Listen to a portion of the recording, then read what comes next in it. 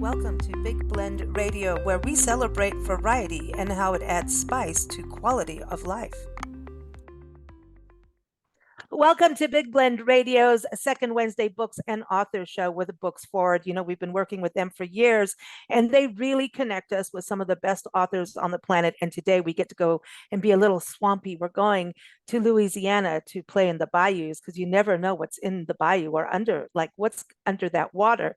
And you know, it's always that brownish or greenish water, and you're always like, what's in there, man? We know there's gators sometimes, and you never know. And so we're going to talk about that today. We have author Jennifer Moorhead joining us with her brand new debut thriller. It is called Broken Bayou. It comes out July 1st.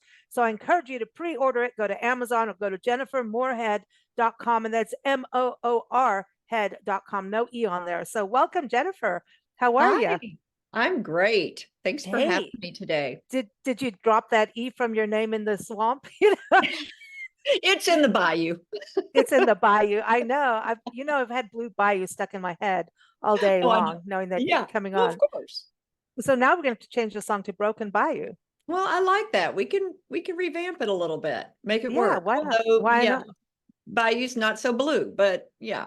Yeah, no, not so blue. A lot of times it's that dark brown, and the green part I was talking about is normally that little swamp grass and the little vegetation, the swamp lilies and all that good stuff. So there's all kinds of good stuff in there.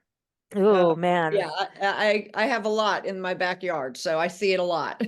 Oh, and the cypress knees. And I saw your video showing everyone.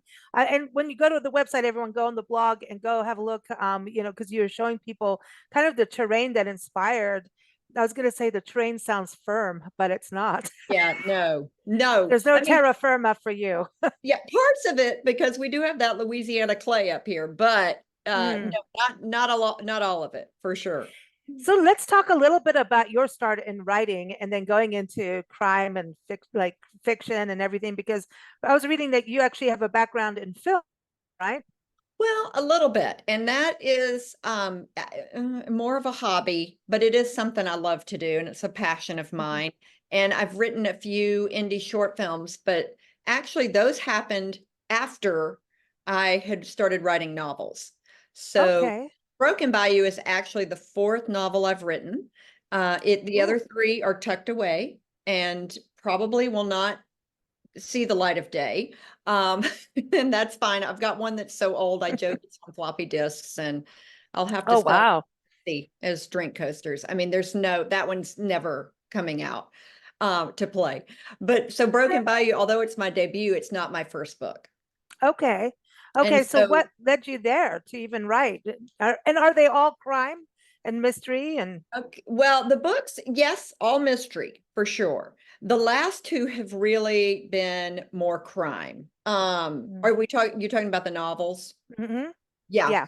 And the book I wrote before this, it did go out on submission to publishers. It did not sell, which happens. I mean, that's part of the process. And it was more like this one, like set in Louisiana, a little bit darker, kind of creepy setting. And while it was out on, all the things I love. And while it was out on submission to editors, I was going crazy. And so that's when I kind of started playing around with indie short films, which is sort of the flip side to my coin, which is the comedy side. I like dark comedy as well. I think crime and comedy kind of works. So that gave me a good outlet to have a little fun, explore a different genre. And we have a local film festival here in Shreveport called Louisiana Film Prize. And I've been going to it for, 10 years. And I just thought, I'm going to try to get a movie in that. And I have a friend who directed, and we did it. So it was great. Cool. It was a really fun little side hustle. Well, it's interesting to do because one has the visuals, one you have to inspire the visuals. Right. So does either help each other in writing? Oh my gosh. Yeah. Working on those short films, I got to sit behind a screen and watch a scene being played out in front of me and seeing the parameters and like how it's set up and how it's lit and how everything moves in that moment gave me such a visual in my writing. And so when I started this book, I see my scenes as if I'm looking through a camera, and I'm looking into a different world, and I kind of see like where's everything placed and what's happening, but I get to add, what it smells like, what it tastes Mm. like, what it feels like. And so setting is just, oh my gosh, it's my favorite thing in the world. I I love think it. it is. Love it. Yeah, and crime with a bayou. I mean, I remember the first time I went kayaking in this country. My mom and I were. It was in a bayou in Bayou Rapides near Alexandria, Uh-huh. and there were like I remember the guy that took us out. He's like, "Don't bump into the trees. That's where the snakes are." And the first thing Nancy does, my mom was bump into the trees, and he's Yeah. all detour, and I'm like, a snake's gonna get you. But there were Oh, frogs jumping on me, there were birds. I mean, it was, and being in the middle of the bayou was a whole other experience from being on the banks. You're right. seeing everything out, then you really know. And then my second experience was yeah, there was a water moccasin. So like anyway, you Yeah. know, so there's the but I'm Yeah. kind of attracted to that, like I don't know, it's weird that I want in the bayou. I don't know. It's I know, I just want to live it. I want to experience it. I'm with you. And I mean, just yesterday, I was coming home and there was a giant snake right in the middle of the road, and it had come out of the cypress tree, and there was a nest up in the cypress tree. oh, he was trying to get. So, I walk there every day, and I'm thinking if that thing had fallen on me, there would be like, absolutely, that's an experience I don't need to have. I can Yeah, pretend I know but you could that one, write but about it. You yeah, could write about it. exactly. So every moment where I live kind of gives me the opportunity to learn a little something about Get a this. little creeped out, because it Yeah. is. I'm attracted to the creepy. So let's give everyone an overview of Broken Bayou again, everyone. It comes out July 1st. And that's the height of swampy, like Oh, hot, swampy. You talked about there's a swamp smell. oh, I mean, and it's something. It's something. And that's when the book takes place, is in the summer. And so the climate is its own little character as well. And for people who haven't been in South Louisiana in the summer, it is something to behold. I mean, I So thought this I is knew South Louisiana, like South where, like, Louisiana. so when I was thinking, I know like Lake Charles really well. There's Lafayette, New Orleans, Baton Rouge, like where in that? This is a made-up town that is near St. Francisville. Okay. So I think that's I've been through there. let's say a little northeast of Baton Rouge.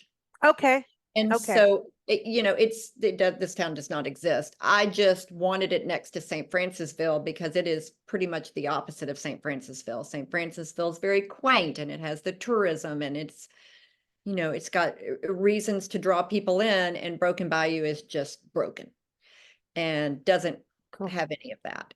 And so I wanted it to be this little no-name town in the middle of this swampy area. And I love the summer heat because it just adds another layer of tension and, makes your characters uncomfortable. So whatever Yeah. makes your characters uncomfortable, throw it at them. Oh, mosquitoes too. I mean, that's your national bird. I remember the first time really hanging out in Louisiana was in Southwest Louisiana, and we went to Cameron Prairie National Wildlife Refuge, and there's like a whole, and we get out, and I'm filming these alligators and everything, and I'm getting dive bombed by mosquitoes, but I did it, and I'm going, how long would a body, like, honestly, how long does a body last in a bayou?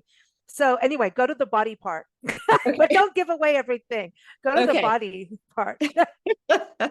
So I actually did some research with a forensic pathologist here at the North Louisiana Crime Lab. And he and I would Cool. talk, and he would tell me stories. I would say, okay, what if, there was a body discovered, in a bayou, and in summer? Like, tell me what's left. I mean, this is how gruesome I get. I'm like, just tell me everything. Like, what would have to happen to keep this from disintegrating, to keep clothes preserved, to keep, like, what's the timeline? So we would go through timelines, and he would tell me Oh my stories gosh. of things they have found that I would have to say, okay, stop, wait a minute, just going to need a minute here. Yeah. I mean, when you hear the real stories, it's crazy how much your made up story isn't that crazy? It's like, Wow. oh, actually, this happens a lot. Mhm. And he would tell me the stories of things they had found, and really how you can identify. You can identify through, DNA or bone sampling, and kind of See, what would have to be with the body in order to get, get that body identified. do the gators eat the bodies? They do. They do. And I But they mean, don't really chew. Like crocodiles don't chew. They just kind of yeah, slam down. And I've watched gators eat turtles, and it's really this crunch of them swallowing and it's hitting their teeth yeah, at it's the just, same time. and then it's just And you gone. can hear it. And you can hear, I mean, the crunch is a whole other, Yeah. so I was We, always wondering about that, the force of their jaws and humans, you know, yeah. this is a great conversation. I am Isn't it loving this. nice? Well, I love the it. gators go in the death roll. So they grab you and they drag you under and drown you. So then they can put you away for a while for when they're ready for In you. their larder. Yes. So, we've seen, we have a lot of gators in our lake, just on the other side of this camera. And I've seen a lot of gators get caught. I've seen, and so I've kind of learned like how their movements are and what they do. Oh my gosh. I mean, and they are, even the smaller ones are very strong. Don't And mess. so, They are. That when they yeah. talk about people walking their chihuahuas and there went the chihuahua, Oh, like, yep. Oh, that's yeah. nothing. Yeah. Yeah. No, no, No, don't walk your chihuahuas next to gators. don't do it. Don't go near a lake in Louisiana, Florida, whatever. No, Your well, dog's on a path. I have, and I do, but because I'm fascinated by them. But then you know that in a split second they can come after you. But so did gators get in broken bite? You got to go back to the No, bodies. Okay, like what? no. Okay, no I kept gators. the gators out of Broken Bayou because I kind of needed my bodies. So I didn't want gators getting So them. provide the setting. We basically get there's a bayou, it's Yes. broken. So tell us like an overview, and so we don't, yeah, So but it's, don't give it away. no, I'm not. And this is just sort of my tagline. And it's about a troubled child psychologist. Her name is Dr. Willa Waters. And she returns to this small Louisiana town in order to Mm. protect her secrets, and winds up having to protect her life. So Oh. she returns. This town is a place she visited as a child. They would go every summer. Her mom and her sister and her would go down to South Louisiana and see her great aunts who had this, big house, and they would stay with them. And she returns to this house because she has learned some of her mother's things are in the attic and she needs to go get them. And there's something Mm. in particular she really wants to get her hands on. She doesn't want anyone else to find it. And so Ooh. while she's in this town, um, she discovers some other things are happening that she didn't know about. And the town itself is just, it's one yellow light. Stores are boarded up. There's a Oh, cafe. There's, it's just limping along, and it is not really the town she remembers as a kid. This is a very different experience for her. But while mm. she's here, she becomes entangled in a police investigation of bodies that are being found. And Um, small town settings are perfect. The gossip, the yes, drama, getting to everyone's details. I mean, everybody's talking, oh, and there's a lot of fun in that as a writer, because I don't plot a lot of things out when I start my drafts. And so it's really fun for me to sort of figure out what's happening through my characters. And I'll just start the scene and they're talking and I'm like, well, what are they talking about? And then I'm like, oh, oh. that's kind of okay. Well, that's kind of interesting. And so it's almost like you're just sitting there gossiping with this character, and you sort of learn, what's happening. And so it was really fun in a small town to do that. So were there bodies in the bayou? Are you allowed Yes. to tell us? Oh, Yes, yes. And it's yes, it'll be on the flap jacket too. So yeah, there were actually barrels that were found, and you can see my little barrel hidden on my mm-hmm. cover, almost hidden. Uh, Barrels. but barrels, 55-gallon drum barrels And are, this is a true story. I was reading on your blog. This is an actual we- true crime story listen, that inspired this, right?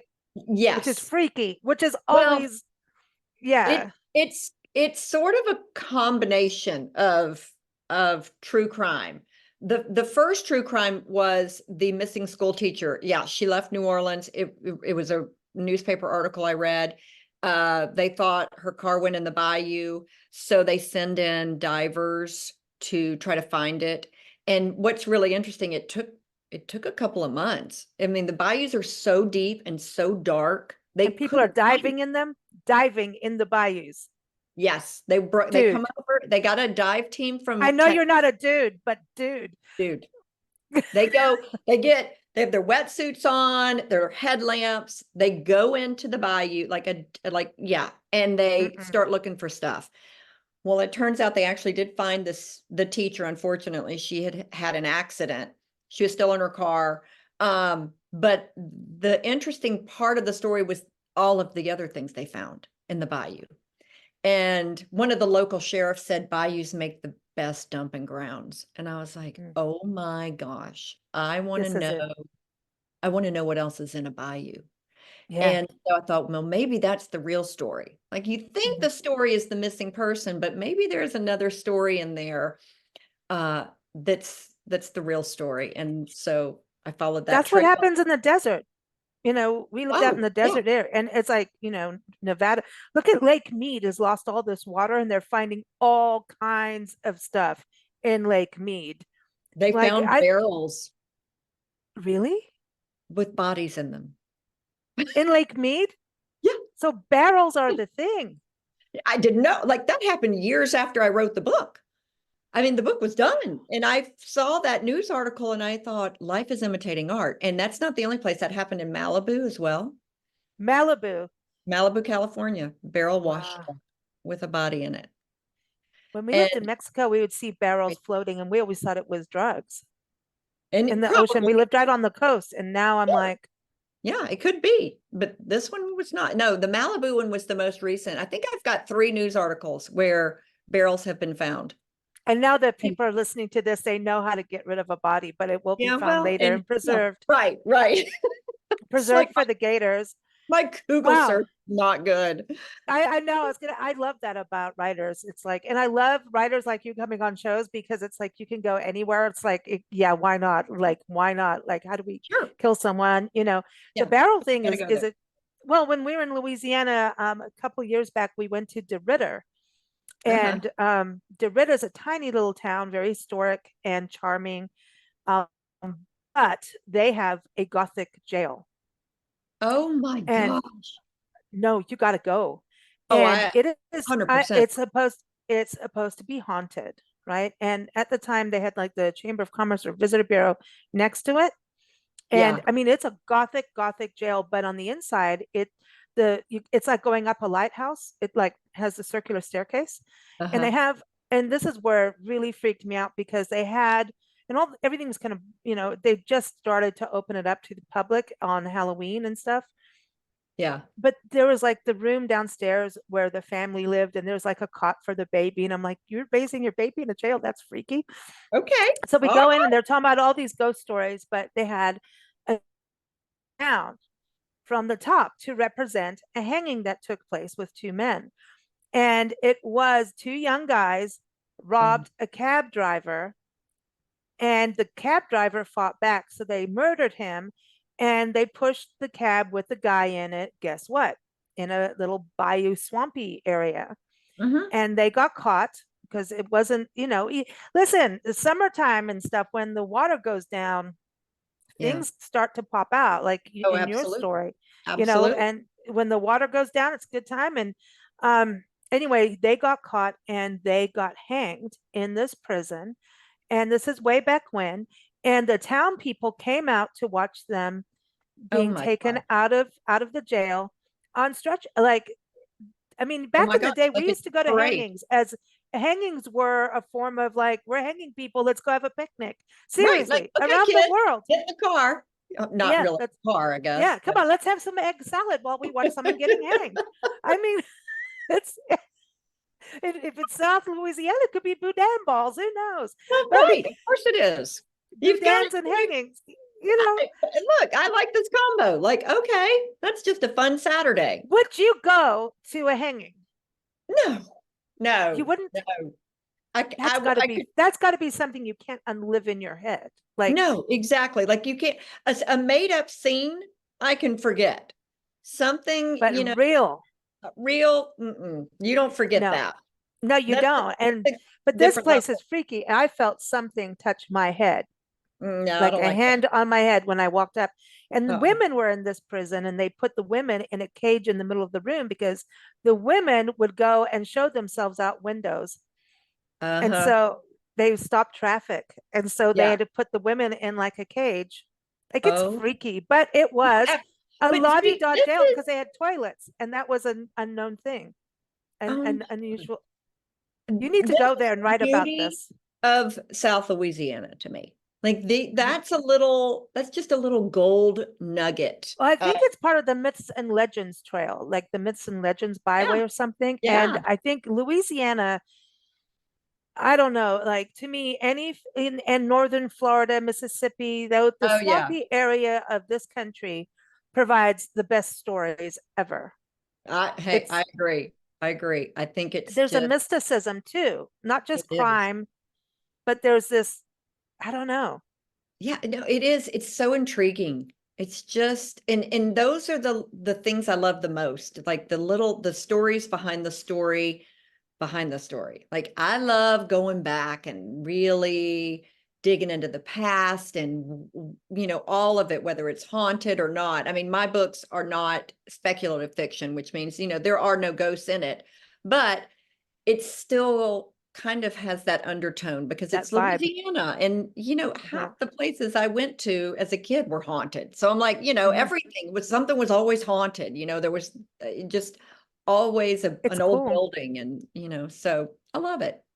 Just being in the cypress trees. I mean, that's a whole other, just, Oh, it's, I love cypress trees and I love them in the fall. They turn red. They're mhm. beautiful, beautiful. And just their roots and just if you have never seen a cypress knee, which I'm Oh, trying to yeah. think, if it was in this book or the You can one, get hurt. You can get hurt on those things, oh, man. yes, and yes, you can. And I think I had an editor who wasn't real sure. She was like a cypress knee. Like, what is this? There was this little side note, like, I don't quite understand what you're talking about. And so I'd send her a picture. I'm like, no, this is it. Like this is Their a real knees. thing. Yeah. And There's at a Christmas time, people paint them into like Santa Clauses. Oh, listen, I wish I had one in here with me. My grandmother did that. Oh, And wow. I have a lot of cypress knee Santas that come out. Cypress Santas. Yes. Cypress No, Santas. we were in a swamp area. I think it was Alabama backwoodsy, and there was cypress. And I think it was a Tupelo honey cypress. Like you could smell Oh, honey. Do you know what I'm? Am oh, I? You're now talking about that smell. I've never seen. And I looked and I was looking it up, and it was like it's Tupelo honey. And there's a certain time of year, and that's where the Tupelo honey comes from. Like I don't. Maybe it was Oh, Mississippi gosh, now. Now I don't know, but sounds was like that? it. Is it Tennessee that has Tupelo? Tupelo? I don't know, but there's. Yeah. I don't know where we were. We were in a swamp. There's a swamp detour we were in, but Right. I Yeah. could smell this. It smells like orange blossoms. Oh, how wonderful. And so it was this aromatic, like jasmine, orange blossom, honey. Like you can't that kind of scent is Yeah. completely opposite to your swamp. Oh my gosh. I wish. So it's No, not in well, Broken Bayou. Does not not well. smell like Let's honey orange blossom. now you picking a lady who is a child psychologist that adds another layer of crazy. Am I allowed to say that? Yeah, it does, doesn't it? And I love every second of it. And Yeah. I've always been fascinated with the psychology behind people's actions and why they do things. And I thought, well, I want to get into the head of someone who studies it and needs to study herself as well. Uh, Wow. so I had so much fun with her, like just really getting to know her. I spent hours talking to a clinical child psychologist, a woman who helped me kind of dive into that world. And I would just listen to the language that she used. And was fascinating, absolutely Wow. fascinating. And so I thought, yeah, this is going to be fun. She's going Oh to man, be dinner conversation with you must be fun. I mean, you're sitting there like, and do you know what they found in this bayou? You know, yeah, the research yeah, is this so story. how do you enjoy the research as much as actually writing the narrative? I do. I love Mm, research. And, of course, there's some research that can get tedious. But when I get to talk to people about their profession, that to me is mm, fascinating and so much fun. Um, I have a guy who was helping me with crime scenes, and he worked a lot of serial killers in South Louisiana, which, guess what? There's a lot. There's a lot that come yep. from West Feliciana Parish. I mean, who knew? So it was really interesting. I would just sit there and ask him to tell me a story, a real story. He'd just say, Yeah. walk me through this crime scene. He'd say, all right, all right, all right, all right. We got this guy, he was talking about the Baton Rouge serial killer. He was killing co-eds at LSU back Ooh. in the day. And and so he would kind of walk me through how they caught him, what happened. And I was just like, this is unbelievable. Like Mm, everything he would tell me, he would say, now this is not going to sound true, but this is what happened. mm. And I said, if I write that, people are going to say, no way, no way. That can't have happened. And I'm like, the truth is stranger But than it's fiction. right. And there's something going on about all the campuses having some weird stuff. Oh, Serial killers are attracted to campuses. well, and it's wild. I'm like, what? I mean, I haven't gone down that path to divert to that specific Yeah. um thing, but it's crazy. And of course it's frightening. I mean, as somebody who has two daughters on the college campus, I'm like, oh my gosh, like No, no, no. Yeah, yeah. maybe that's Yeah. why I No. don't go there, because I'm like, Well, what led you to write crime? What was it about? I mean, the dark comedy, I get it, and the dark, like there's something about that, but yeah, I mean, were yeah. you always interested in that kind of thing as, a kid, as, I in your did, youth? I read a ton of Stephen King and Dean Koontz when I Okay. was in Oh, ooh. like they started me on my journey. I've always loved to read. I was the weird kid who couldn't wait for the summer reading list. Like people would be going, "Oh my gosh, we've got to read The Good Earth." I'm like, "Good Earth, great. Let's do What it. is it?" Yeah. Okay, Moby Dick, I'm in. Like I loved books. I loved to read. Then as I got older and I got into high school, I found Stephen King and Dean Koontz, and I just was like, "Oh, this is next level." I Mm, loved it. It's what I love to read. And I wanted to write a story that I would want to read. mm. So that to me is interesting. I do love true crime shows. I like true crime podcasts. And I don't really know, why. I'm like, it's just like, We're fast. I think there's something empowering about it because there's always a light to the dark, right? So there's always that right, balance. right, right. And So I maybe don't. it does give you a little bit of control. So, I'm Yeah. a quasi-reformed control freak, I guess.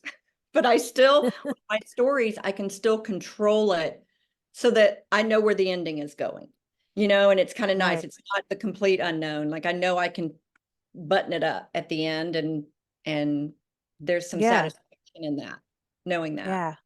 Yeah. Huh. Man, it's cool. It's cool. I don't know. It's always intriguing because I think it goes back to the psychological side of it, of why people did this and how did they think it out? Like, did they think it out or did it start with an emotional driver that something just sparked, like, that's it. I've had it. I'm gonna Exactly. I do mean, and crazy. I have read the book Mindhunter twice.